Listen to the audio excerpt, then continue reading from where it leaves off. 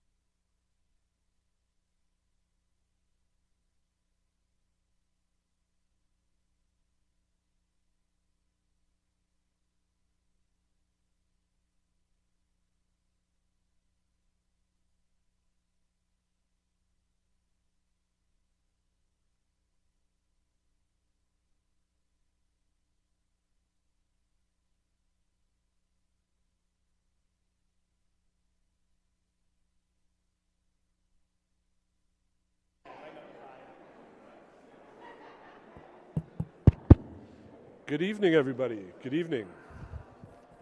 Good evening, everyone. We're going to start in about 3 or 4 minutes. If you didn't mind to make your way to your seats, please. Thank you so much. You can still talk a little bit. We've got 2 or 3 minutes. Yeah. Thank you.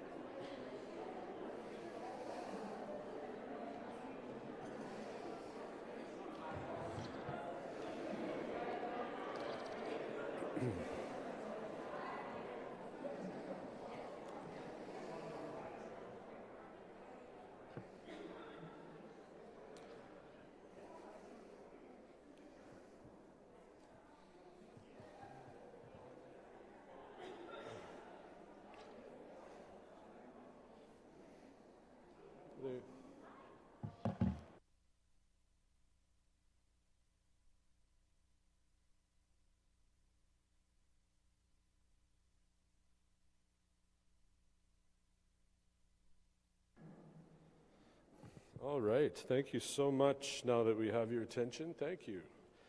Begin by introducing myself. Elders, chiefs, Mr. Premier, ministers, relatives, leaders, friends, all good evening, everyone. My name is Jeremy Brownridge, Private Secretary to the Lieutenant Governor of British Columbia. Before I go any further, I'd like to first acknowledge the wisdom, culture, and history of the Lekwungen people who've lived on these beautiful lands for millennia. Thank you. On behalf of Her Honour and all the staff here at Government House, welcome. Welcome to the 2024 BC Reconciliation Awards.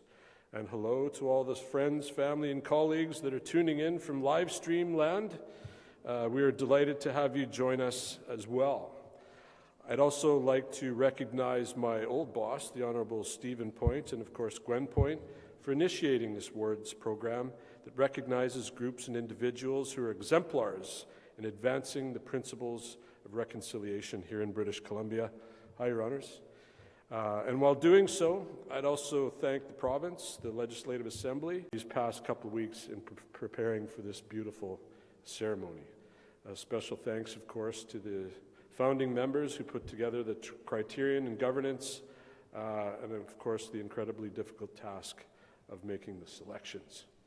But most important of all, I'd like to thank the nominators, nominees, and tonight's recipients. You are the ones that lead and provide example and facilitate change for the better. Bravo. And now, just before we kick off, I'll ask you to please silence your mobile device so we do not disturb the proceedings this evening. And I will shut up now and ask you to please rise for the entrance of the top table that will be piped in, and that will be followed by the Chiefs and Selection Committee that will be drummed in. Thank you so much.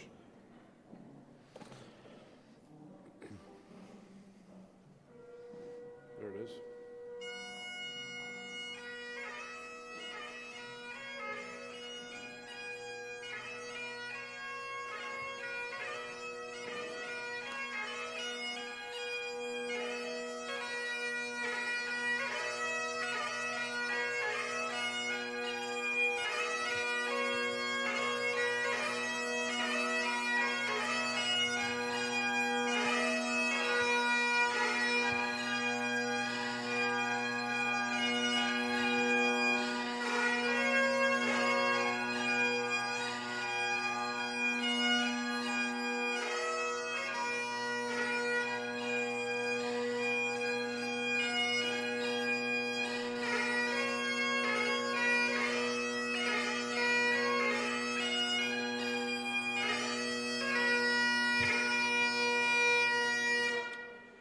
Will you please join me in thanking Her Honour's Pipe Major this evening, Shelley Thorsteinson. Thank you, Shelley.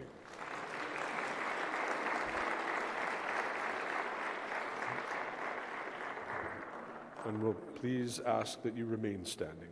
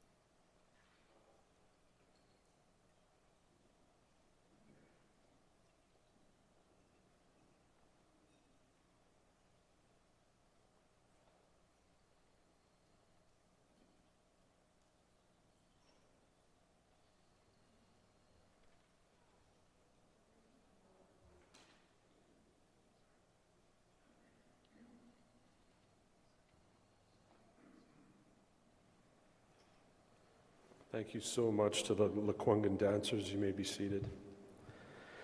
It's now my distinct privilege to invite speaker this evening, Mr. Patrick Kelly, also affectionately known to me by me as Bro. Patrick, very honored and privileged to call upon you to take it from here. Thank you so much.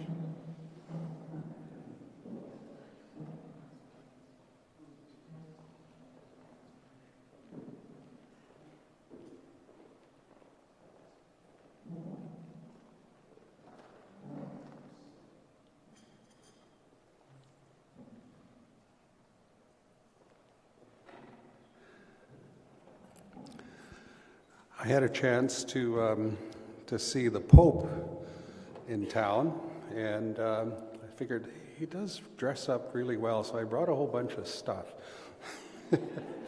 If you don't mind, I'm just going to get set up properly in ACM.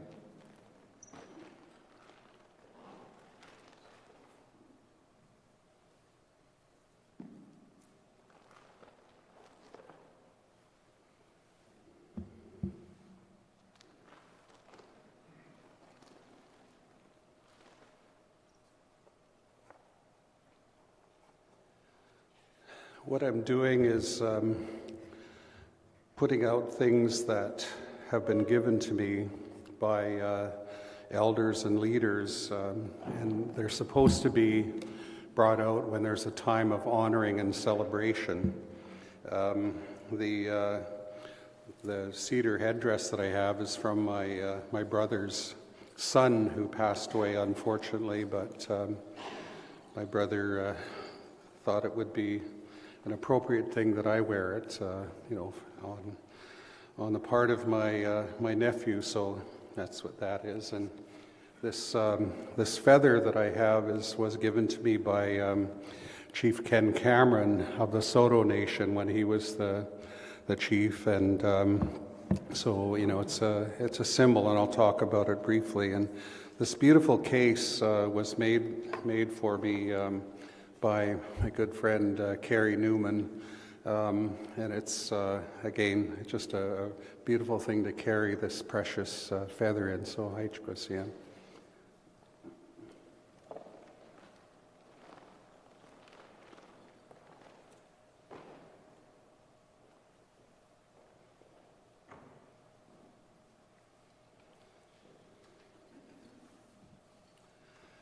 The robe that I wear for ceremony was made for me by one of my cousins, Betty Ann Penier, and it's the symbol in the middle is the Sasquatch, and around the Sasquatch is the serpent, and that's from Ashwaikway, that a serpent is a protector, and the Sasquatch is my grandmother on my mother's side's first spirit song. She was a spirit dancer in the Longhouse. So this was given to me by the family at my naming ceremony. I think it was 2003, I believe.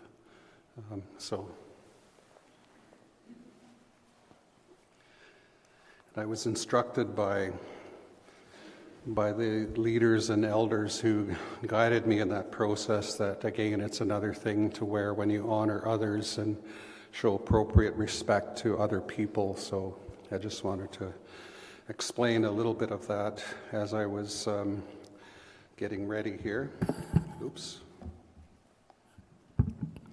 And I do want to acknowledge Jeremy as well. We're going to be co-emceeing tonight. He's my brother. We've been working together on these ceremonies now for some time, and I'm so honored to be able to share the time with Jeremy. He's her honors private secretary, and I'll talk a little bit more about that later.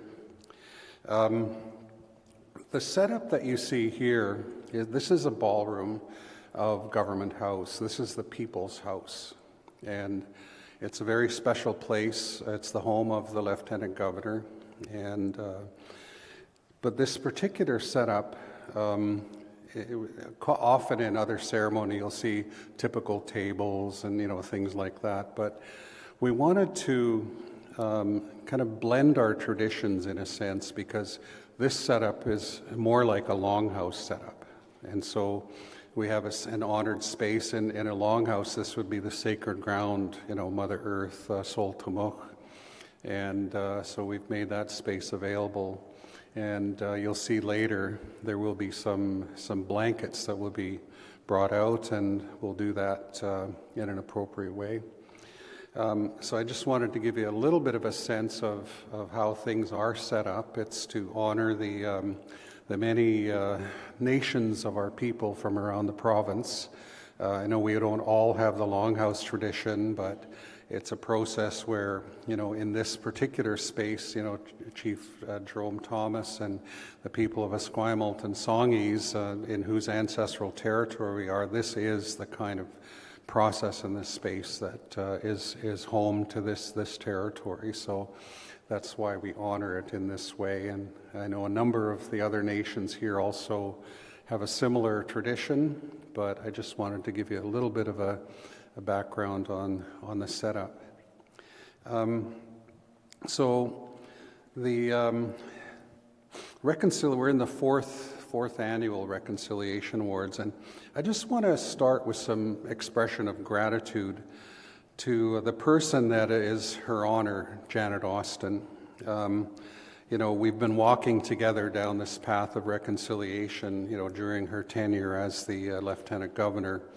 She was mentioning earlier that His Honor Stephen Point, who was the first Indigenous, First Nation Lieutenant Governor, he's the one who came up with the idea, but he didn't get a chance to actually put it in place during his tenure as the Lieutenant Governor.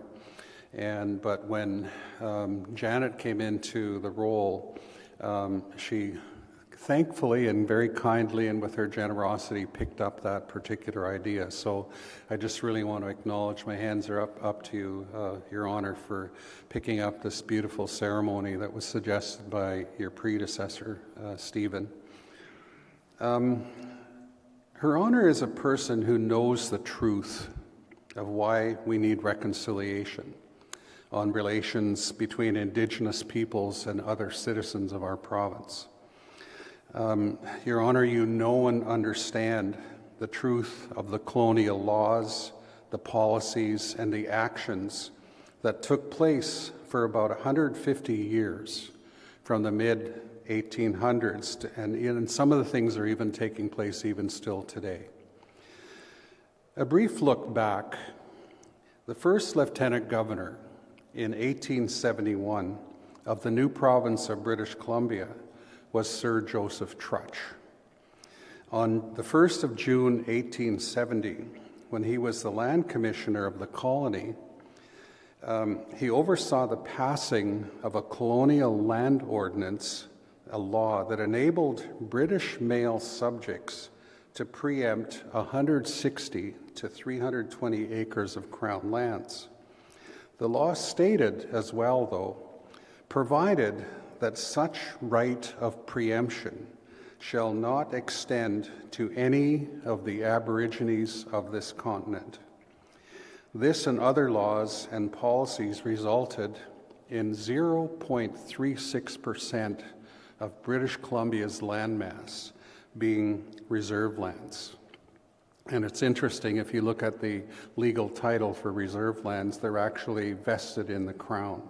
The federal government actually technically owns reserve lands.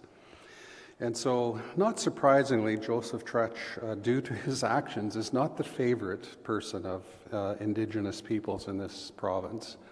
And that's part of the truth that I was talking to, about earlier, because those things happened. That's literally why we need reconciliation. It laid the foundation for some relations that Her Honor is well aware of, and as the representative of the Crown has made it her personal mission and commitment to see that these things are done right and well. You know and understand that colonial laws and policies did harm to the well-being of Indigenous peoples, their children, their languages, and their cultures, and to their ways of life. You know and understand that those things cast a negative shadow over the relationships between Indigenous peoples, their non-Indigenous neighbors, and other citizens of the communities across British Columbia. For example, until 1945, Indians needed written permission from the Indian agent to leave their reserves. Indians could not have formed constructive relations with other citizens, as they were prohibited under law from gathering in public places in groups of 3 or more. Thankfully, that's changed. If this was then, we would all be arrested for even gathering here tonight. That's another part of the truth of why we need reconciliation. Your Honor, I know you as a person of principle. You acknowledge that the harms that were done also need actions to be taken to make right the intergenerational damages that occurred. In your tenure as Vice-Regal of British Columbia, you created the Lieutenant Governor's Reconciliation Awards. This is an important signpost for all citizens of our province to note along the path to reconciliation. It's an important signpost in the context of time. 532 years ago, in 1493, Pope Alexander VI issued a papal bull authorizing the kings and queens of Spain and Portugal to colonize the New World. This divine right extended as well to the British Crown. It's interesting if you look at Canada's Charter of Rights and Freedoms, it opens with this statement: whereas Canada is founded upon principles that recognize the supremacy of God and the rule of law. The reason that's there is it goes right back to that papal bull of 1493. It's anchored in the history of the laws of the church. The Pope's edict was based on an assumption that the New World was unoccupied and free for the taking. This, despite that Indigenous peoples had been in these territories for 10, 15,000 years. It would have been hard to miss us.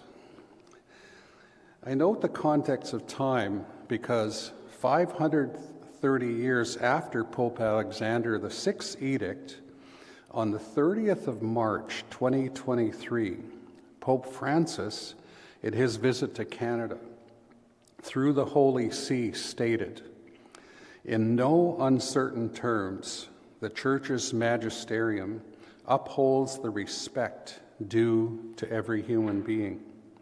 The Catholic Church, therefore, repudiates those concepts that fail to recognize the inherent human rights of Indigenous peoples, including what has become known as the legal and political doctrine of discovery." So that is a truth that occurred just recently, and it's anchored on the thing that happened in the 1400s. It's important to recognize other human rights signposts as well.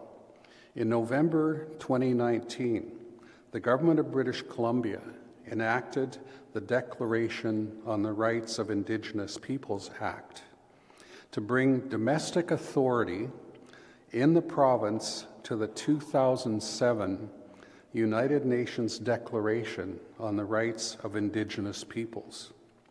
It's an international human rights instrument. We cannot take such measures for granted. The recent provincial election included a party that said that if they were elected, they would repeal DRIPA, a law that recognizes the human rights of the Indigenous peoples of British Columbia. I'd like, please, to have all of the Reconciliation Award jury members please come up to the front as well.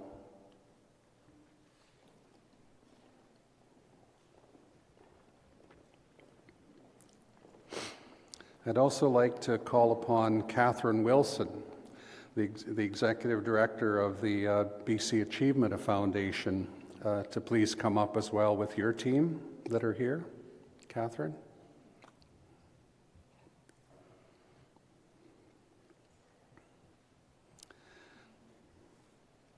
And Jeremy is here already up front, and I'd like to also call upon the other members of the Government House team to also please come up to the front if you're in the room, those of you.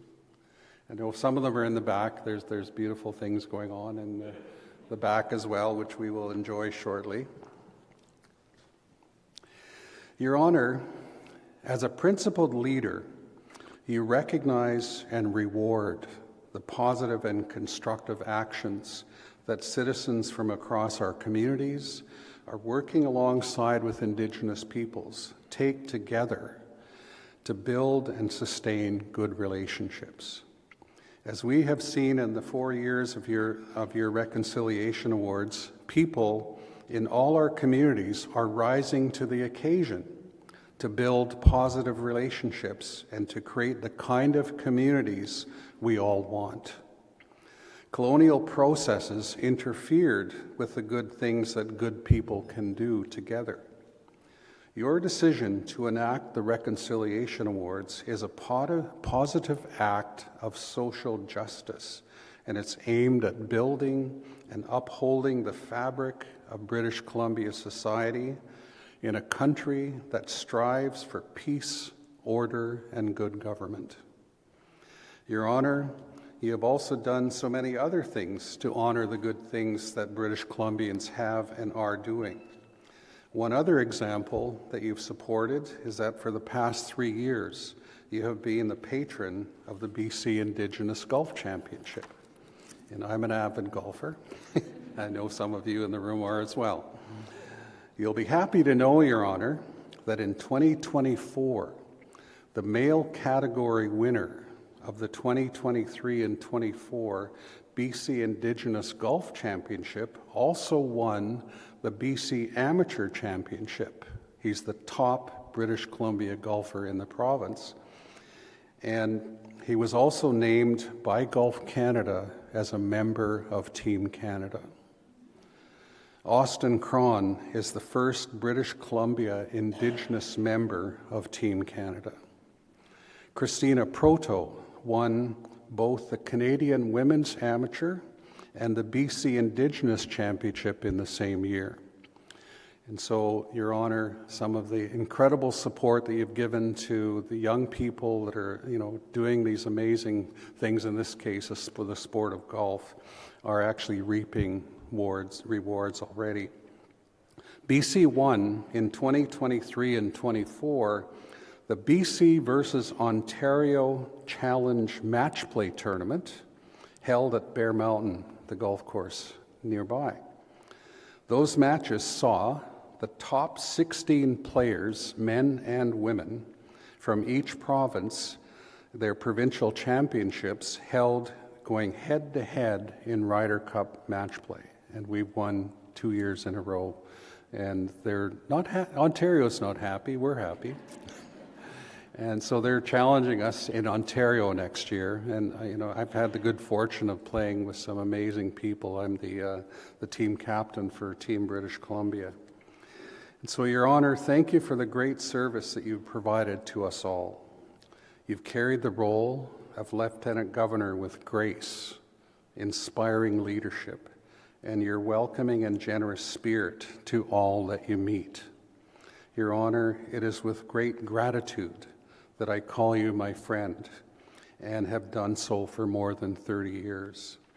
May you and His Honor Ashley, and of course Mr. McDuff, enjoy well what you choose to do in your future. So, Your Honor, all of us here, you can see the leadership that you've inspired in all of these people who do great work for British Columbians through the direction and the support that you've given them as the Lieutenant Governor. So our hands are up to you, Your Honor.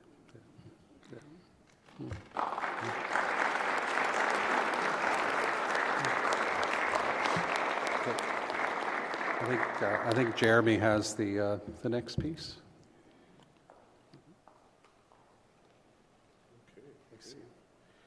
Thank you so much. Now we'd like to please call Gina and Angela from Songhees, assisted by Lucy, Maeve, Isla, maybe a couple others, to help lay the blankets in preparation for the recipients who will come in shortly. Thank you.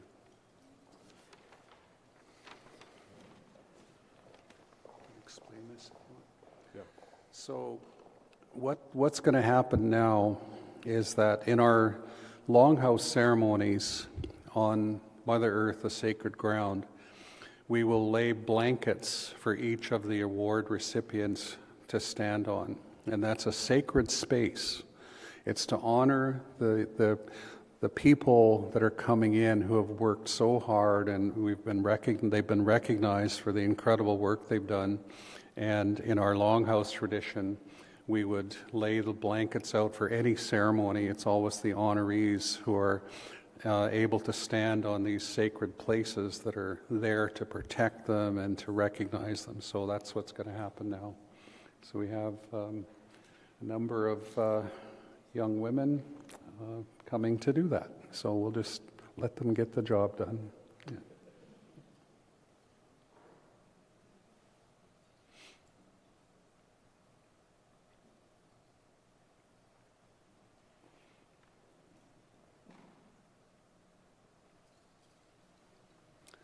While they're doing that, too, I just would like to acknowledge Michelle Sam, who has been here in the past with us for a couple of years from the Songhees Nation, and unfortunately she has gone on to join her ancestors in the spirit world, and in July of this year, so she would here otherwise be helping us with this beautiful process. So my hands are up to the family and the Songhees Nation for one of your beautiful members who is no longer with us, ASAM. Yeah.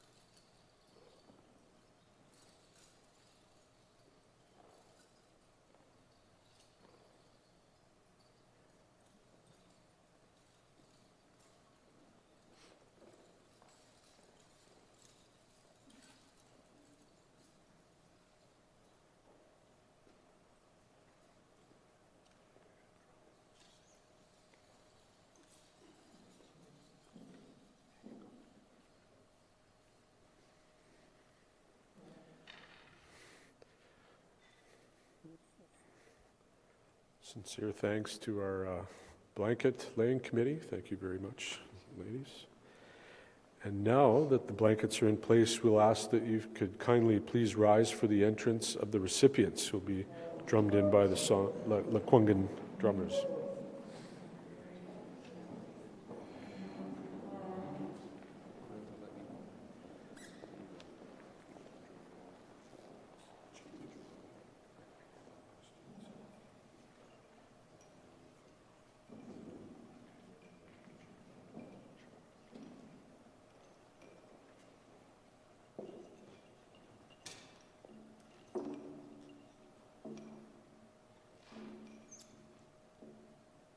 Good evening, everybody. First, I wanted to thank everybody for having us here again tonight. It's always an honor coming in here, representing as best we can, sharing a little bit of our culture with everybody. We're going to be bringing in the delegates with our girl song. It's a song that honors the women.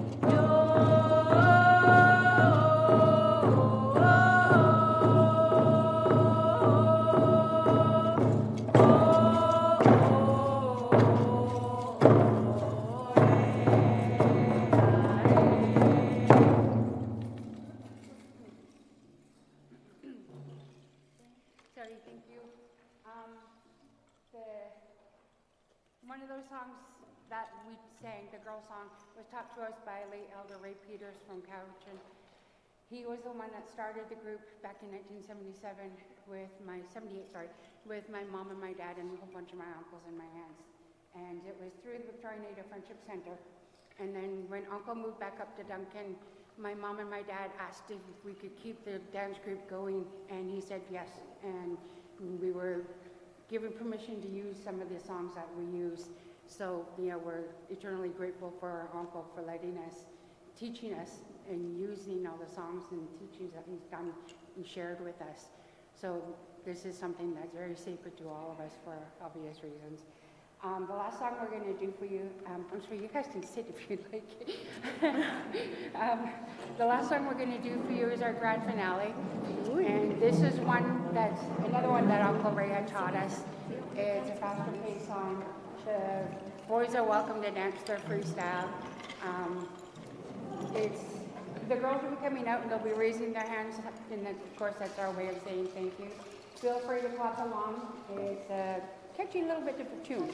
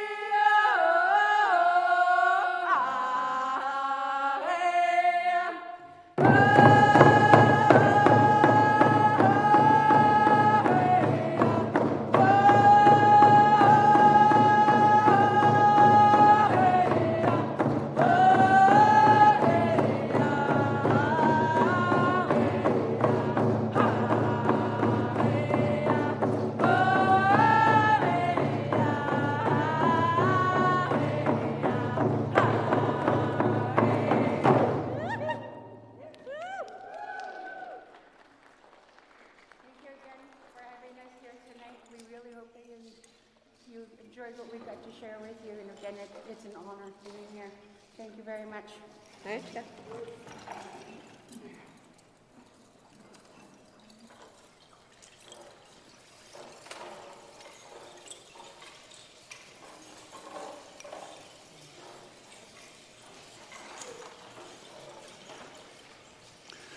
Thank you to the Lekwungen drummers, singers, and dancers for coming and share this beautiful opening with us. So, I'd like now to call upon Chief Jerome Thomas of the Esquimalt Nation.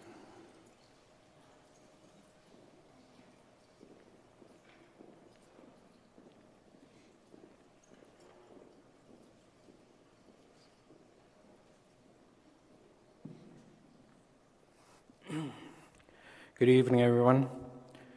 Start by introducing myself. My traditional name, I'm Sisnuk. It's a generational name that was passed down to me from my father and then from his father forward.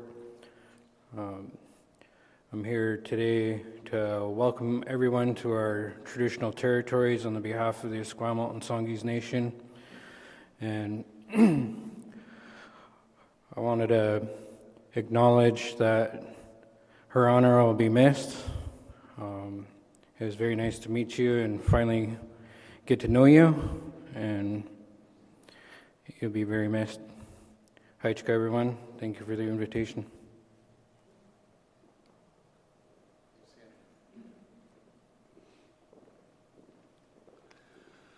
Thank you, Chief. We'd like to now call upon Her Honor and Dr. Ben Smith to the front of the room, please.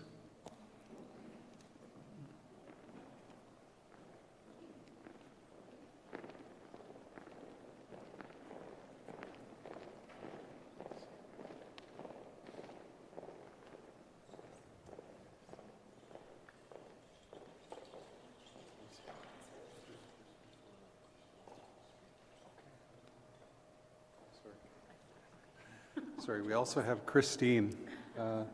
Christine Sam, please. Yeah, my mistake. I apologize. Wow, ladies. I'm sorry. But thank you again, Haichika, Siam. Really raise my hands to each and every one of you for gathering in a good way. I can't express how important it is to gather in the best way possible. And in this room, you can feel the best energy. You know, you can feel everybody's excitement. And more importantly, you can feel everybody's hard work and dedication. And I really, really, really, really would like to thank the organizers for making today happen, and all the staff that could put together this really wonderful time for each and every one of us to share. So I really humbly welcome each and every one of you to our Lekwungen territory, and it really humbles my heart to see generations of our people to connect and share our true beliefs and who we are as Lekwungen people. And it's really beautiful to see how our First Nations people have become, you know, worked really hard for an education. You know, it's not just for our pure self, it's for our community, our future leadership, our children. And I really thank each and every wonderful, beautiful participants that are getting honored today because of you. Somebody is watching you, somebody's honored, somebody is inspired.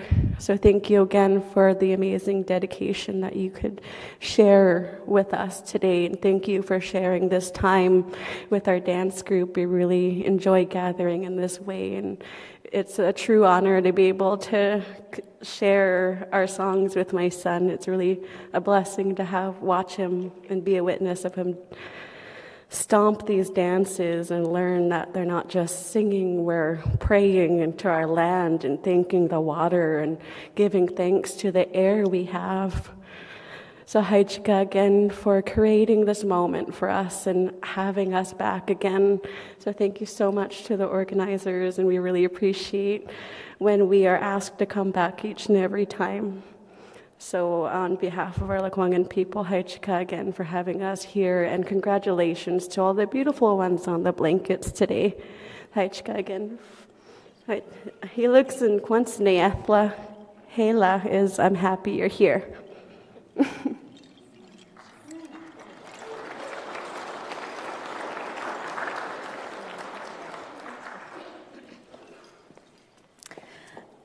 Selotsia ne kandeta, Tanche Kiowao, Danielle Bain-Smith Dishnakashan, Sezitla Azezon, and Michifnia Piechodene at E, Fort Nelson First Nation Gotse at E, Pi Winnipeg Doschin, Lekwungen Tanach Niwikin, Nimyoiten Ewapametek. Good evening, everybody, honored guests and friends and esteemed family. My name's Danielle. My Slavey name is Azezon, which means crying all the time. You'll see why. I'm Etchodene from Fort Nelson First Nation. My late grandparents are George and Mary Bain. I'm Michif, or Métis, from the Red River Valley. My late grandparents are Lucien and Gédéon Zumen. I'm really pleased to be here today with my family, Quinn and my daughters Lucy and Maeve, and we live on Lekwungen Tanakh, so a deep, deep Haichka, to Chief Thomas and to all the Lekwungen dancers for letting us be here and gather on your territory. We do our best to be good guests here. I am really privileged to be able to work as BC's Deputy Provincial Health Officer for Indigenous Health. I'm cisgendered, straight, she, her pronouns, and it feels really important today to make sure to hold space for that as part of my introduction. And I'm so honored to have been invited to be a co-host with Her Honor this evening and to be a part of this celebration. And I finished by saying, so a similar sentiment. I'm so happy to see everybody. And there's just so much incredible energy in the room. I'll be quite brief. I think one of the things that, as I was reflecting and praying earlier today, doing my smudge, and Patrick was talking about regalia, my sister gifted me this piece of art, and I wear it so I can say good words. And so when I was thinking about this evening and what it means, I thought about the word reconciliation and how for so many of us that's a really hard word, you know? When we hear it, at least for me, sometimes my harm alarms go off because it can be a word that is used quite performatively without a lot of substance, without a lot of meaningful impact for our family and our relatives and our kin and our more than human relatives. And I thought about this award and what's happening this evening and these incredible, incredible people that are being honored tonight. The work that's being honored here tonight is the work of courageous actions that have created and are creating uncomfortable change. And it's the work of unlearning and undoing the systemic white supremacy and Indigenous specific racism that Patrick shared with us where that started and how it's still so embedded in our day-to-day lives. So really tonight's about honoring the work that's happening today and being led by these incredible people to really make some of those pragmatic changes. So I feel really good about using the word reconciliation today because I know it's all about action and everything that's happening. And I couldn't come up here and not raise my hands and in such deep gratitude to the other members of the jury selection committee, Brendan and Christopher and Brenda and Cookby Casimir, who couldn't join us this evening, and our advisors, Patrick and Judith. It was really hard work. Wow. When I got invited, I thought, oh, that sounds great. And then this summer I thought, what did I sign up for? Because we had stacks to go through and just such incredible work. But what an honor to be able to have done that work with all of you. So thank you so much for the rich conversations that we had. And just lastly, I think the last thing I wanted to share was a really huge Masicho, Haichka, Marcy, to all of the loved ones that are here today celebrating. See, I told you guys, I thought I was going to do it. But just knowing how hard everybody that's going to be on these blankets has worked. And the sacrifices that you've made to do the work that you're doing. I know that you're held up by incredible family and kin and loved ones, and you've got people that are, lifting you up to do that work. So today I just wanted to say a big masicho, haichka marsi to all of the people that are lifting you up to do this incredible work that you do. Masicho akshe. Thank you.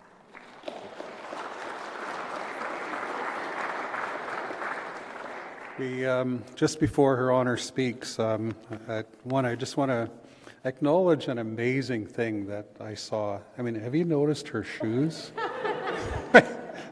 I mean, she's rocking them, right?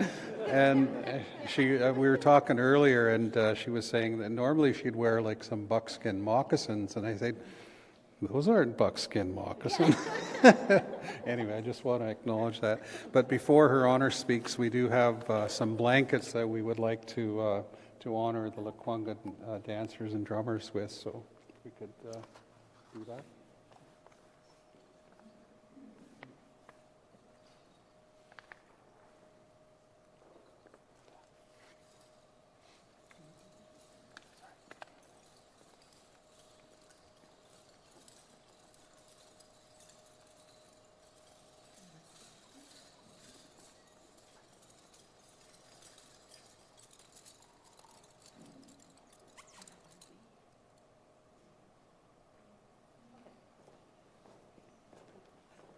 This is Longhouse communication.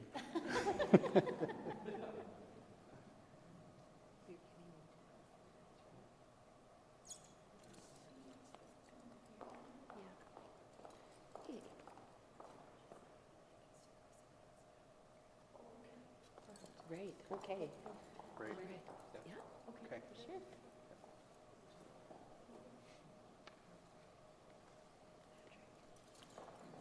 I'm not sure, just looking at the group who's Just to each of the honorees, yeah. To each of the honorees.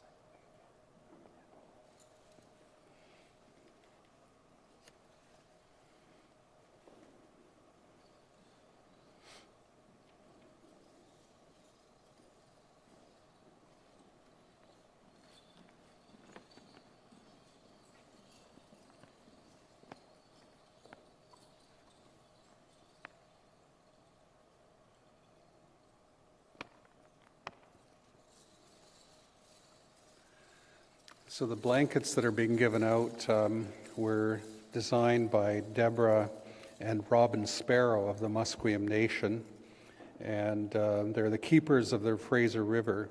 And as canoes glided over the river, paddles dug deep and lifted, leaving behind ripples that turned into waves, inspiring this blanket called River Ripples. So that's the beautiful blankets that you've got. So, ACM. Your Honor. all right. Thank you. Thank you, Patrick, so very much. Thank you. I will say, it's Gwaitchos Jedicha, Aikwanis Kwanangahela. Good day, friends. It's great to be among you today, and I do mean that so very, very sincerely. I do start, as always, by acknowledging with respect and humility the Lekwungen peoples, the Songhees and Esquimalt, upon whose traditional territory we gather today. And I thank also the Lekwungen dancers for the gift of a traditional welcome, as well as Chief Jerome Thomas for blessing our gathering, and of course Christine Sam for her words as well. And Chief Thomas, I have to say, it's been an absolute delight getting to know you over the past few years as well, and I wish you all the very best in the years ahead. So we have so many distinguished leaders and guests joining us today, and I do want to particularly thank the Honorable Adeline Weber. She is my vice-regal colleague, Territorial Commissioner for Yukon, as well as His Honor, Bill Weber. Thank you so much, Adeline, for making it here today. It's wonderful to be able to spend a little bit of time with you. Chief Sophie Pierre is also with us. Claeas, Dr. Judith Sayers, Cook Mike Christian, of course, Patrick Kelly, all of the selection committee members, Commissioner Marion Buller with the National Commission on Missing and Murdered Indigenous Women and Girls. We thank you for your outstanding work and all of the support that has flowed as a result of that work. Of course, we also have Premier David Eby, Ministers Bailey, Boyle, Davidson, Deputy Speaker Elmore. You do us great honor by your presence here this evening, which speaks to the importance of these awards and to your personal commitment to the shared journey of reconciliation that is needed in our province and our country. Haitchkasiam. I am especially grateful to my host, Dr. Danielle Bain-Smith, Dr. Bain Smith herself is a Reconciliation Award recipient. She is someone I hold in highest regard, and I'm proud to claim you as a friend as well. In keeping with the practice of my Indigenous friends, I will introduce myself by sharing that I am a seventh-generation Canadian. My ancestors came to Canada, to Cape Breton, Nova Scotia, during the Scottish clearances, when their lands were taken away by the aristocracy in Scotland. My family found a great deal of success and happiness here in Canada, and that is success that I have subsequently benefited from. But I'm also keenly aware that my success has come at the expense of Indigenous peoples. And so for this reason, and because I hold the privilege, at least for the next week, of serving as Lieutenant Governor, I do feel a deep responsibility to be a visible and vocal advocate for reconciliation in all its dimensions. And surely, as the representative of this historic colonial institution, there is probably no one more important to stand up and say, we can do better, we must do better. Honored recipients, your example and your stories of generosity and healing give me hope that we have truly reached a tipping point in Canadian society, that Canadians have finally been awakened, and that is awakened in our hearts to the truth of the appalling historic treatment of Indigenous peoples who continue to work, raise families, and valiantly carry on their traditions, despite the seizure of their lands, the apprehension of their children, and the culture of exclusion and abject disregard practiced upon them. It's a great honor to welcome all of you here to the ceremonial home of all British Columbians, where all are welcome in the unifying spirit of our shared humanity with respect and love for each other. We are called by you to do the hard work of reconciliation, to build the trust that is needed among different peoples. Through your example, we see the transformative power of reconciliation when practiced with authenticity and sustained commitment to real, practical change.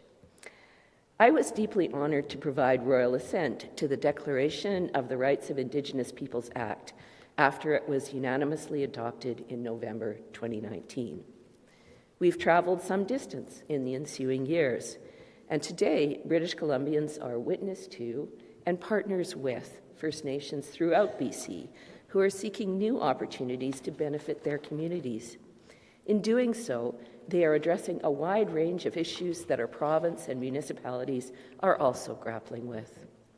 As Indigenous peoples, as you develop your own systems of governance, legal and governance interfaces with other jurisdictions will need to change, and existing institutional structures will be challenged to evolve.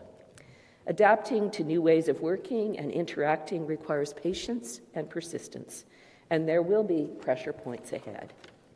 Our challenge now is to help British Columbians understand that not only is the work of reconciliation a legal and a moral imperative, it is also a strategic investment in a more prosperous, equitable, and sustainable future for all Canadians, boosting economic growth, innovation, and the sustainability of resources and environment, and building social cohesion and long-term stability while reducing the potential for social and economic disruptions. Opportunities abound, but much work lies ahead. What is required is nothing short of revolutionary, but the revolution we seek will not happen overnight if it is to herald real change. It will require reforms in policy, processes, and governance, new investments in social and physical infrastructure, and a sustained long-term commitment. It must be anchored in honest and respectful relationships among all of us, across cultures and social barriers, in communities, and among different people. To the recipients, I say thank you, most wholeheartedly, for showing us the way. You're an inspiration to all British Columbians, and certainly you are an inspiration to me. I close with my thanks to all who have contributed to this process and this evening. And although he is unable to be here, I must reference His Honour Stephen Point, the 28th Lieutenant Governor of British Columbia, whose vision this was. To Tesotsan Patrick Kelly, I thank you, Patrick, for your ongoing guidance and presiding over our ceremony tonight. Patrick has given me a lot of credit, but much of it is misplaced. And you've also, I think, given me credit for knowledge of the Indigenous history, post-colonial Indigenous history here in British Columbia. But I will say that the extent to which I know that history is because of my 30-year friendship with Patrick. To our steering committee and selection committee members who shaped the framework, process, and criteria for these awards, I say thank you. And to our partner organization, the BC Achievement Foundation, with Chair Walter Pela, Executive Director Catherine Wilson, and members of board and staff. We could not have a better community partner, and I thank you most wholeheartedly for all your support. To all the local nation representatives for your guidance and support with protocol this evening, and to all of you who are gathered here this evening for helping to build that better world we all envision and desire. Ananuhilak Nishkwelaklins Adische. I feel very proud of the work that is done all together. Enjoy the evening. Haichkasiyam. Thank you all so much, friends.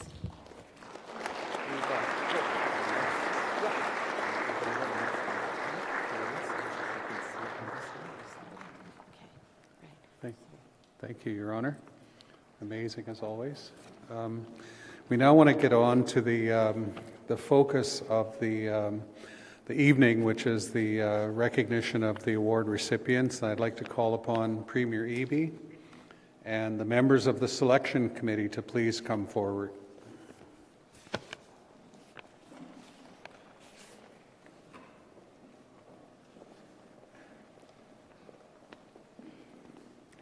I'm now going to turn it over to my dear brother. Okay, now we will recognize the individuals and organizations. This is a real honor for me to acknowledge Phyllis Webstad.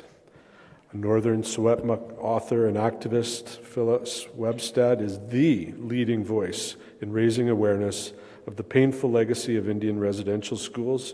A member of the Stwachemskat First Nation, Phyllis, a founding member of the Orange Shirt Society, is dedicated to educating the public about the trauma of these institutions and honoring survivors.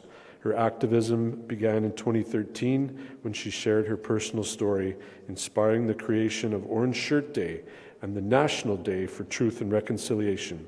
Through her books, film, Phyllis continues to advocate for reconciliation, healing, and remembrance.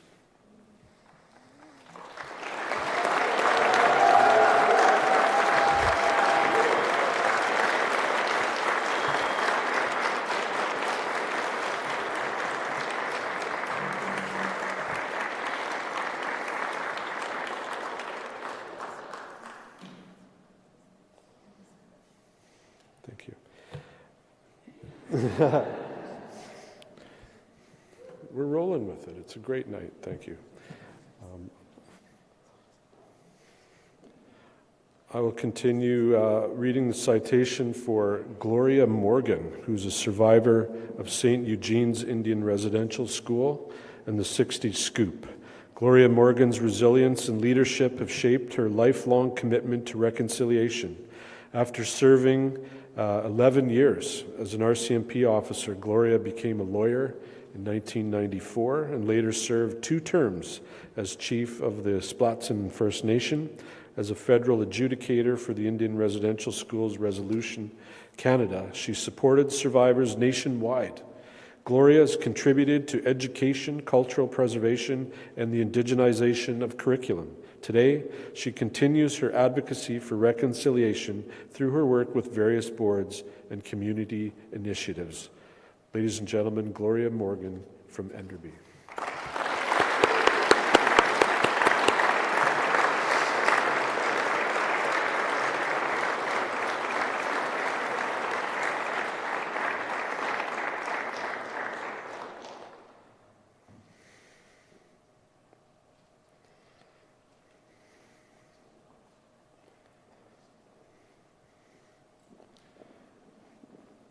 Next, I'm honored to read the citation for Stelkawas Lucy Bell, PhD of Old Masset.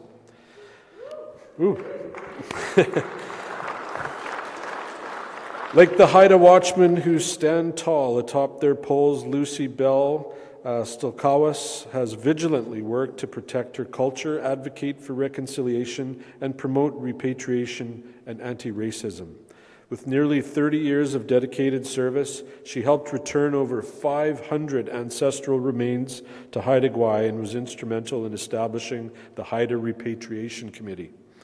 As the first head of Indigenous Collections and Repatriation at the Royal BC Museum, she championed systemic change, authored key documents, and courageously confronted racism.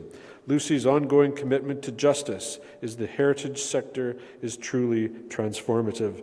Ladies and gentlemen, Stelkawas Lucy Bell of Old Masset.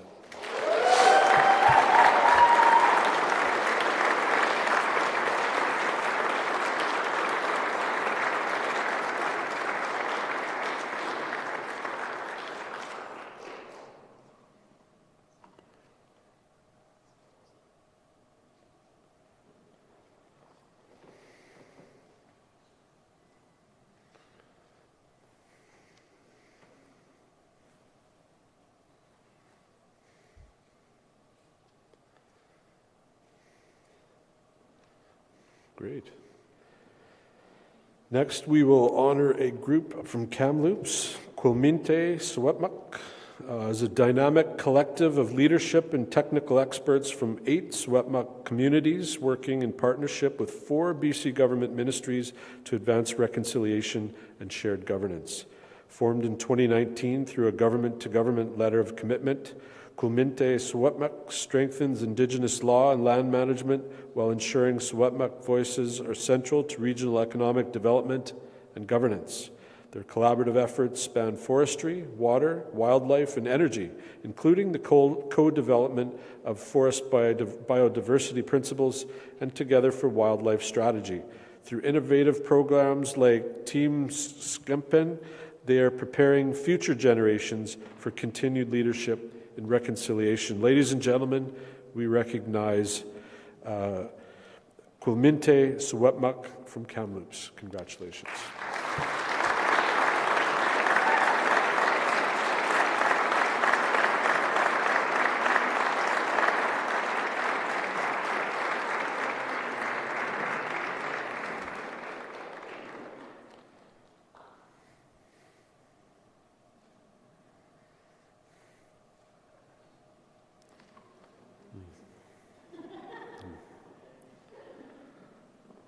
Delighted to recognize another group, this time from Port Alberni. USMA Nachalnath Family and Child Services is an Indigenous child and family services agency under the Nachalnath Tribal Council. USMA, meaning precious one, embodies the agency's commitment to safeguarding the well-being and cultural identity of Nachalnath children.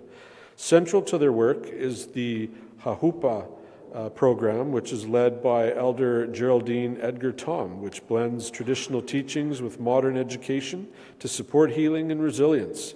USMA's initiatives, such as the Chaputs program and From Residential Schools to Reconciliation course, foster cultural understanding and reconciliation while reconnecting children with their heritage and community. Ladies and gentlemen, we recognize the USMA Nachalnath Family and Child Services. Congratulations.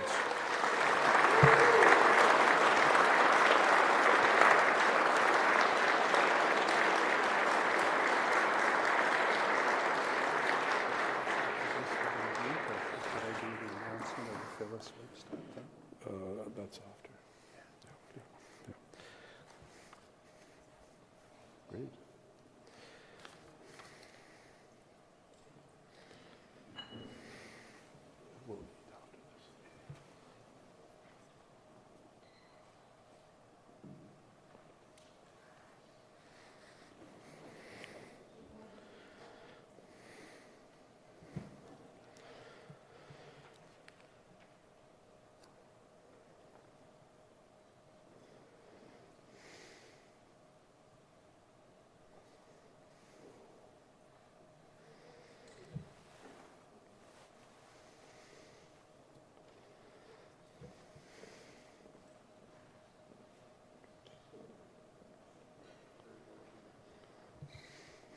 Great, congratulations.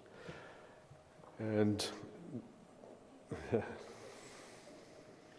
awesome. Next up, we are going to recognize retired Corporal Chris Goslin of West Kelowna.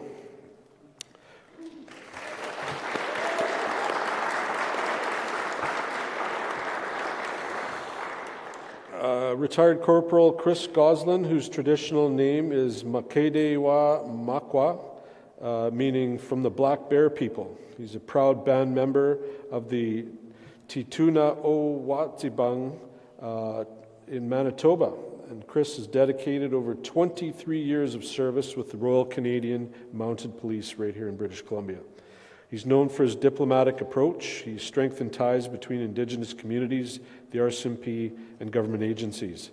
His advocacy for reconciliation, cultural sensitivity, and tailored policing led to significant agreements and innovations, including the Community Safety Agreement. Chris's legacy is one of trust, respect, and service. Ladies and gentlemen, we recognize retired Corporal Chris Goslin. Congratulations, sir.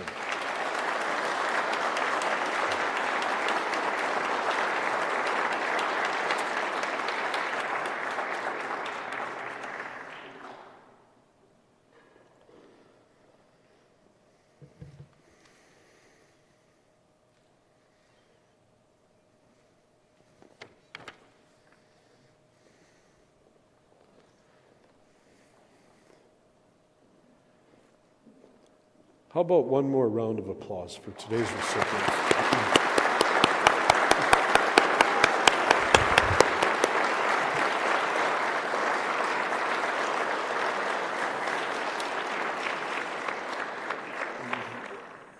And guess what? This is where the live streaming will pause, it says right here, and we will be breaking for dinner.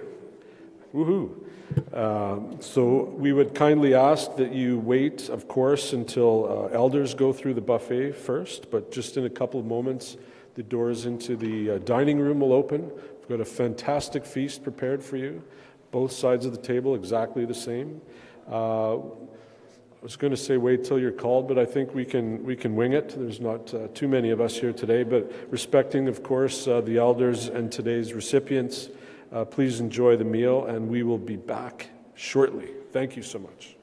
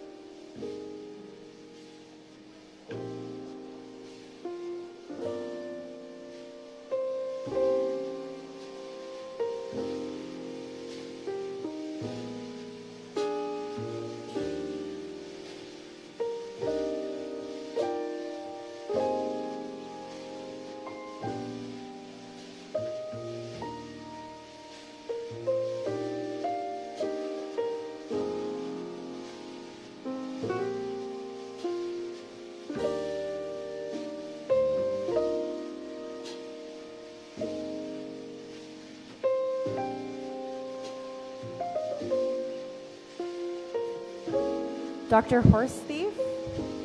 Dr. Horse Thief to the drawing room, please. Dr. Christopher Horse Thief. No? Okay.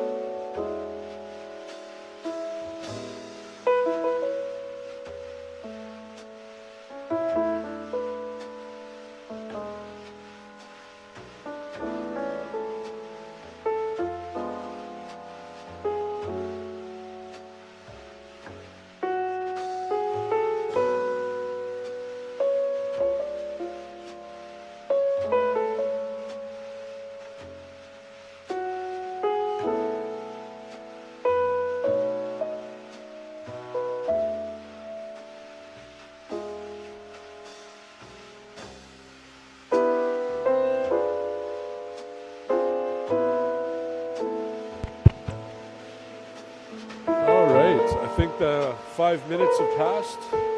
Good evening again, everybody. Good evening. Good evening. Did you enjoy your meal? How about a round? Thanks to Executive Chef Alex Cornett and the team. Thank you. I'll now turn the proceedings back over to my brother Patrick. Thanks, bro. I'd like to call upon Premier Eby, if we could, please, David, if you could come up, and he's going to make a special introduction for us. So.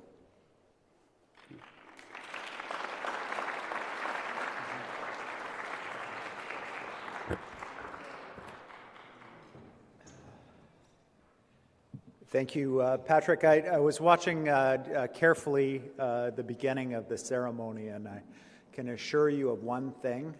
Patrick will not stop proceedings to draw attention to my shoes. They are very, unfortunately, boring. The most exciting thing I'm wearing actually is this beautiful orange feather, which Patrick gave to me. So thanks. I have to return it to him. But that's the extent of my style this evening. Really glad to be here. To be asked to do a 2-hour keynote speech is just such an honor. I'll try to be brief.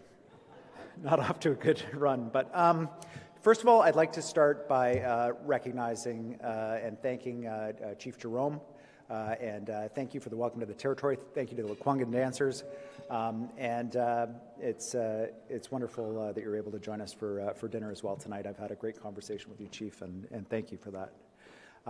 And I also wanted to make sure to thank Janet Austin, our Lieutenant Governor. You know, Janet has, first of all, her Lekwungen now is like next level. She's done a lot of work. But Janet has really made it a mission of hers, it's obvious, to use the position that she has and the responsibility of being LG to lift up voices and to make sure that voices are heard. And in particular, to make sure that as much as is possible in like a colonial palace, to indigenize the space, to create space for Indigenous voices here. And to ensure that, as best as possible, she's grappling with the history of this building, which is so obvious, and moments like these where we're celebrating and recognizing that kind of work between the settler colonial culture of British Columbia and the Indigenous culture that is so alive and well and vibrant and amazing in this province. And I really want to thank you, Janet, for that effort and for creating that space in this space, which is a good reminder to us of the work that we've all got to do in the province. You've been an exceptional LG, and it's been a great honor to work with you. So thank you for that.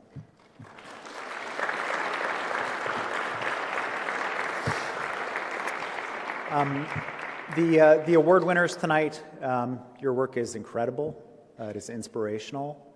It comes from a place of pure love and commitment to Indigenous culture and to engaging with the province as a whole as we find it. And this is a hard time, you know. And it's a weird time, right? I think we can all acknowledge that. It's a time when you can have, and we had a very, and I won't dwell on it because this is not a partisan event, but we had a number of really unfortunate, openly racist incidents during the election. And yet at the same time, we elected 4 Indigenous MLAs to the Legislative Assembly, all women, and from 2 different parties.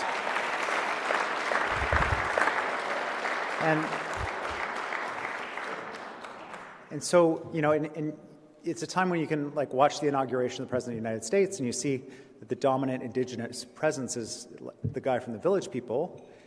And at the same time, the heart of American culture, Hollywood, the Oscars, nominated a sugarcane documentary from Williams Lake First Nation It's like, how do we make sense of the highs and the lows of this moment? And I just want to thank you, award winners, for your work to navigate that, because there are moments that are so crushing and awful, and then there are these moments of just unbelievable triumph, and it's your work that makes that possible. It's incredible. I'm here with a number of colleagues. They were introduced briefly earlier, but I'd like to more formally introduce them to you, because they share the commitment that I do, that our government will continue to work to do better and to partner with Indigenous people in this province to ensure that this province is one where everybody's boat is lifted in prosperity and shared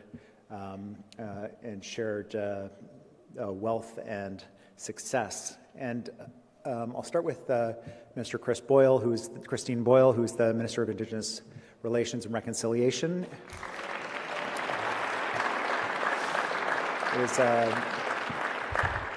Our Minister of Finance is here, Brenda Bailey.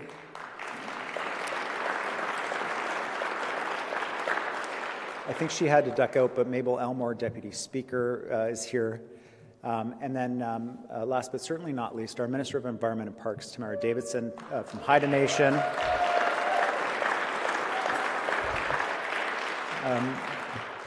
We're here because we recognize the work that you award winners and all of the nominees have done to improve our province, and we wanted to be here to recognize that. This ceremony comes at a time of a number of really important anniversaries. It's the 10-year anniversary of the Silcoteen decision of the Supreme Court of Canada. It's a massive decision that recognized, that said this, we're going to recognize rights and title over this area of British Columbia, something the court had never done before. It was a massive and a profoundly significant decision for the future of our province. And it was one that came after a generation-long court battle of the Silcoteen First Nation. It's the 20-year anniversary of the Haida court decision that laid the groundwork for Silcoteen and resulted in the federal and provincial government recently recognizing title on Haida Gwaii together, something that was long overdue, but still a massive triumph for the Haida people. And it's the 10-year anniversary of the closing of the Truth and Reconciliation Commission, and the enormous amount of work and the legacy that commission left for us. I think that all of these things, they remind us of how far we've come, but also when you think about those victories and when you think about those anniversaries, man, how much work we have to do. So I want to thank you for award winners again, for bringing energy to me, to my colleagues, to everyone here tonight, and everyone who's watching on the live stream. Your work inspires us to do more, and it lifts us all up. So thank you for that. And it is my job, this may have seemed far more like a keynote than an introduction, so I will move on to the formal business that I've been asked to do, which is I've been asked to invite one of the award recipients to the stage. She has been briefly introduced to you already this evening. Phyllis Webstad, she's the founder, she's the ambassador of the Orange Shirt Society.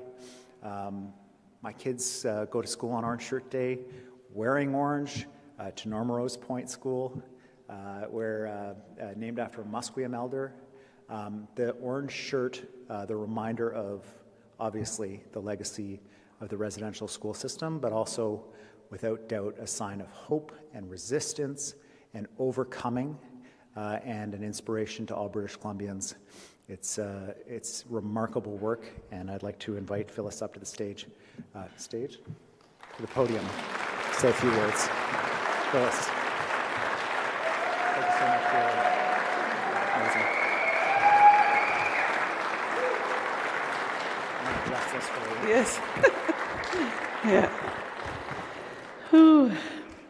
Before I start, how about a big round of applause for that meal? Wow. Woo! Yeah. That was beyond amazing. Wade Huhuedip, Phyllis Webstad Rensquest, Stracham Chat Stakon. Hello to everyone here tonight. I'm Phyllis Webstad. I'm from the Kennew Creek Dog Creek First Nation. I am Shawetmch. In our nation, we have 17 bands, 12 in the south and 5 in the north. And in the south, they went to Kamloops, or the Kamloops Indian Residential School. And in the north, we went to the St. Joseph Indian Residential School, otherwise known as the Mission. I want to acknowledge the land that I'm on and the people of the Songhees Nation and the Esquimalt Nation. Thank you for allowing me to be here today to receive this award. I want to take a moment to introduce the group that is with me, supporting me today. I get emotional. My son, Jeremy Boston, just put your hand up. He doesn't like people paying attention or being in the spotlight. I only have one child. I had him when I was in grade 8. I lived with my auntie at the time. And because of her, he knows me as his mother. And she raised us. And my 5 grandchildren are the first in 5 generations to be raised by their mother and their father under the same roof. So that's a huge change. I'm so proud of my son and his wife. And also with me is my cousin Sarah. She travels with me. Her mother and my mother are sisters. We have 2 Orange Shirt Society board members here, Mary Gurgis and Shannon Henderson. So, Gukshjam. Orange Shirt Society is a non-profit. It was formed in 2015, but we've only had a full-time office since April of 2019. With me as well are our ambassadors, Simon Baker, he's an actor, so Simon, as well as maybe for time's sake, I'll just go through them all. There's like 5 or 6 more of them, so maybe hold it till the end. So as well, actress Carmen Moore, she's here as well. A good friend of mine, Monique Pat, she lives here in Victoria. She's a liaison at the Victoria General. She's a nurse. My new friend, Eric Ferris, is helping us with marketing and our website, One Yellow Tree. He's here. Just wave. And my publisher, Teddy Anderson, is out of Victoria. Wave, Teddy. And also Medicine Wheel staff, Eden Sunflower and Renee Billevue. Yeah. So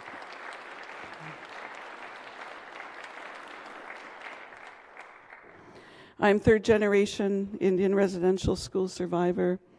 And what that means is Granny attended from 1925 to 1935. All of her 10 children, including my mother, attended from 1954 to 1964. Granny's eldest grandchild attended. I'm Granny's 2nd eldest grandchild. I attended for 1 year in 1973-74. My experience was a walk in the park compared to Granny, my mom, my aunts, and my uncles. In total, there were 14 of us that attended. My son attended the last operating residential school in Canada when it closed in Saskatchewan in 1996. And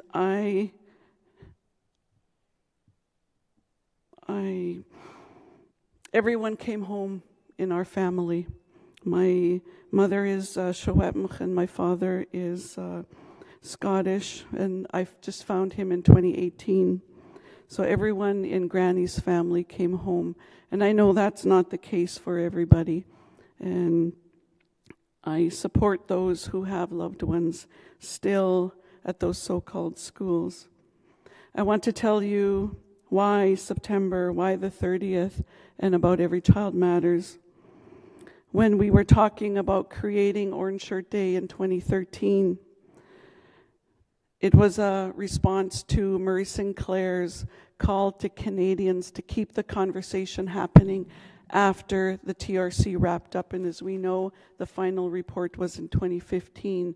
There's supposed to be an event of some sort in Ottawa this June to commemorate that. And so we chose September because that's the time of the year the children were taken from their homes and their families. And I overheard an elder say once that September was crying month. And I knew then that we had chosen the right month. She said it was crying month because we were crying at the residential school for our family, and our families at home were crying for us at the residential school. We chose the 30th because we wanted time for teachers and students to settle in, time for the teachers to teach what happened to us, and we wanted time to plan an event. And originally, Orange Shirt Day was just for the Caribou-Chilcotin area. There's a book that we have called Orange Shirt Day. It tells the story, the whole story of how it started. And we thought we need a slogan, a saying, something to go along with the day. And let me backtrack a little bit. The TRC came to Williams Lake in 2013. So that's how I was able to tell my orange shirt story. And I was approached by individuals and asking if I could, we could have Orange Shirt Day because there was a Pink Shirt Day. And I said yes, not really realizing what I was getting myself into. So we thought we need a slogan, a saying. And when I told my story, I shared how I felt I did not matter, how we as 5- and 6-year-olds were comforting each other, and that should never happen. We could be hungry, tired, sick, lonely, afraid, and there wasn't anybody there to come and make it better. We had to cry ourselves to sleep. So I shared that I felt I did not matter. And we talked about it more. Survivors are elders and adults today. In Williams Lake, survivors are 44 years old and older. We still have survivors' children in our school system. And I've never been asked to speak in our school district because it is so raw yet. The one time my friend asked me to go to her classroom, she was an English teacher. She sent a note home, and the Native children did not show up. Their parents did not let them. So it's very raw in our area. And Every Child Matters also is for the children that never came home. So Orange Shirt Day was created to honor survivors and their families and to remember those that never made it home. And I want you to know that the National Day for Truth and Reconciliation did not replace Orange Shirt Day. I advocated for the National Day, and I credit to Kamloops 215 for the National Day for Truth and Reconciliation. We tried hard in early 2021 to get it through third reading in the House of Commons. Didn't happen. Thursday night, Chief Roseanne Casimir announced to Kamloops 215. The next day, I got a call in the House of Commons that it was receiving third reading. By the next week, it had gone through Senate, bypassed committee, and was declared a national statutory holiday. So what I say is Orange Shirt Day, National Day for Truth and Reconciliation. It's both, not one or the other. I want to tell you about it's a big deal for Canada that's going to be happening. In the graduating class of 2026 in Williams Lake and other parts of Canada, the students that are grade 11 now, they'll be entering grade 12 in September. They'll be graduating in June of 2026. They will be the first graduating class to have received residential school Orange Shirt Day teachings from K to 12. And we plan on making a big deal out of that.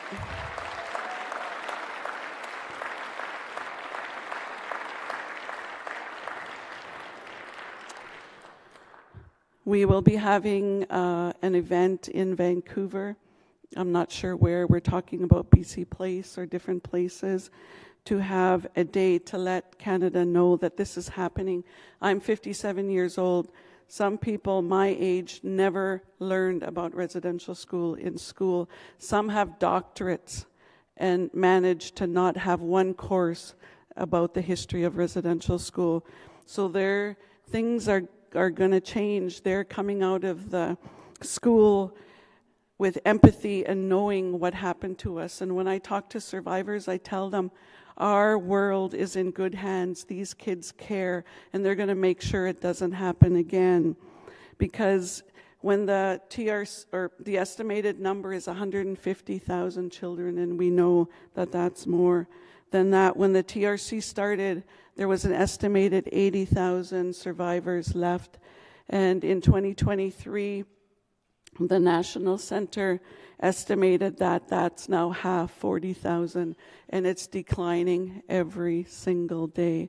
So when I talk to students, I tell them, in your lifetime, there may be no survivors left. And I tell them that you can't jump right to reconciliation. We're still here. We still have a story to tell. Truth comes before reconciliation, and the truth is not yet fully told. My grandfather came from Sugarcane. It's one of the bands of the Williams Lake First Nation, and I'm so honored that Sugarcane, the documentary, is telling the truths, and it's been nominated for an Oscar that was mentioned earlier, and it's on Disney Plus. It's really hard to watch, but it tells the truth. Ever since Orange Shirt Day started, it's like it's been divinely guided. And there's actually a spiritual side to this that I don't have time to tell today, but it will be in the book that I'm writing with my publisher right now about. It started in the Sweat House in 1994 when my daddy talked to me on the Kamloops site. And so that'll be in my book, and some may have heard it. I told the story at SFU a couple of years ago, but it's been divinely guided. There's no other explanation for this to happen. And somebody said to me tonight, "You look young." And it's like, yeah, I'm 57. But I think that's why, part of the reason why I was chosen, because I often wondered, like, why was I chosen to do this? Because it's, some days I don't want to do it anymore. And what I told her was, I think that's part of the why I was chosen, because I still have the energy, maybe for another 20 years to keep telling the truth and keep Orange Shirt Day. It's not all about me. It's a door opener, a conversation starter for others to tell their stories. And the intergenerational survivors have a story to tell as well. And so it's a day to keep the conversation happening. And receiving this BC Reconciliation Award is another example of it being divinely guided. So I thank everybody. I thank the ancestors and the children that never came home. And when I get the goosebumps and I get the chills, I know that they're here with me, and that just happened. So, Kukstem, thank you.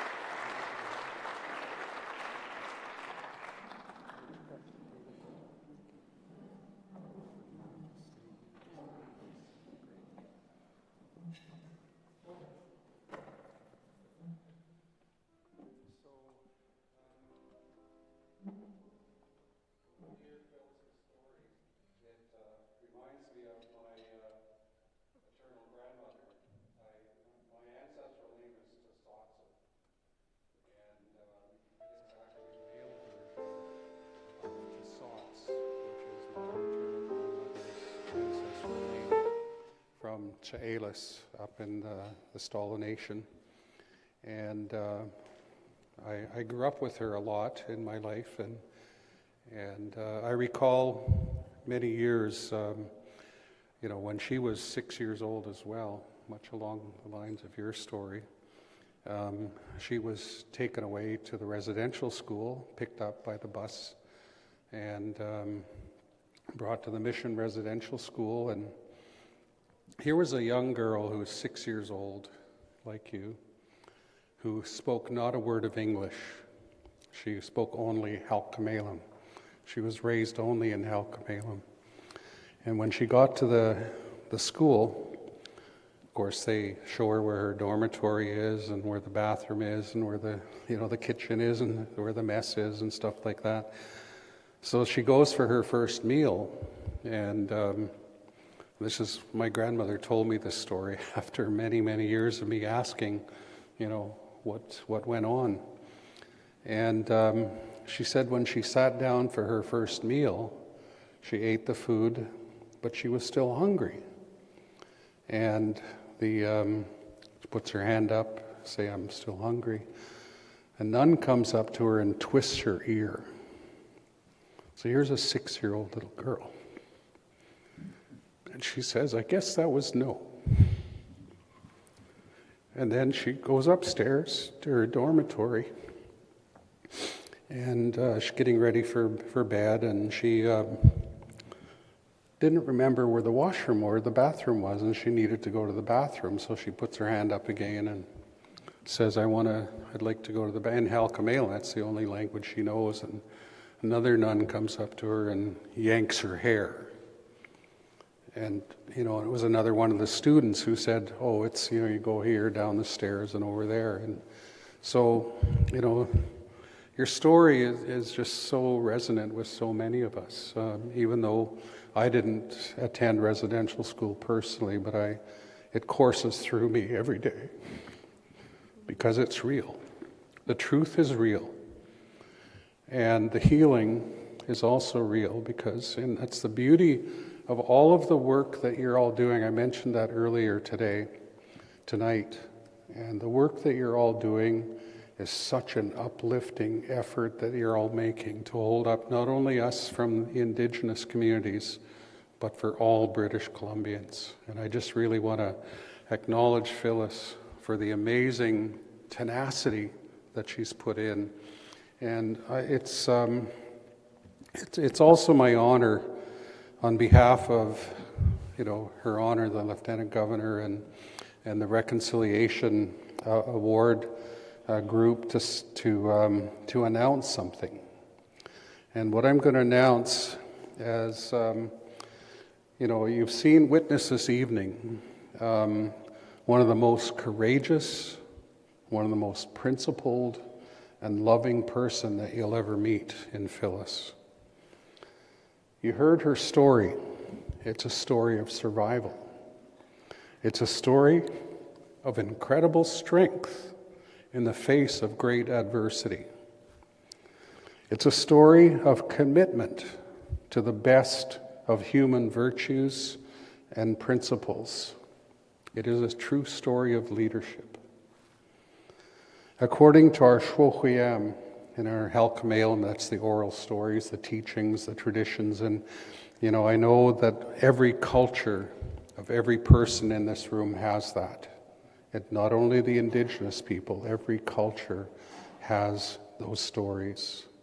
That's what unites us as human beings. And that the culture of every person in this room, what we do is we raise our children to be able to take care of themselves. That's our mission. To take care of their family. That's also our mission. To take care of their community and to help take care of the world. That's the teachings from all of our cultures, globally, not just here in British Columbia. In our children, in our youth, and in our young people, we have hope. It is my honor tonight to announce that the Reconciliation Awards will have a new category. In honor of a great leader, we will each year, going forward, have the Phyllis Webstad Emerging Leader in Reconciliation Award.